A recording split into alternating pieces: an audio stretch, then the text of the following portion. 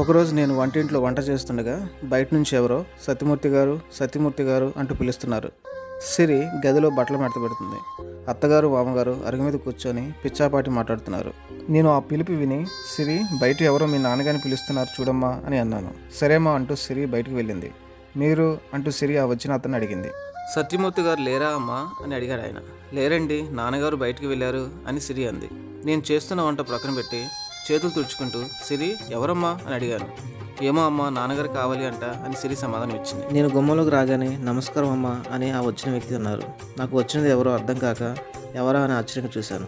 ఆ వచ్చిన వ్యక్తి, అమ్మా నా పేరు అవధాని, పెళ్ళిళ్ళు పేరాను, మీ అబ్బాయి వంశీ చెప్తే వచ్చాను. నాకు ఒక్క క్షణం నోటి మాట రాలేదు. రండి రండి, పైకి వచ్చి ఇలా కుర్చీలో కూర్చోండి అని అన్నాను. సిరి అక్కడి నుంచి లోపలికి వెళ్ళిపోయింది.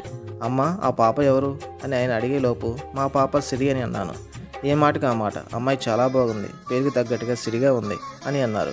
మా అత్తగారు లేచి, మా మనవరాలంతా నా పోలికే అండి అని మురిసిపోతూ చెప్పారు.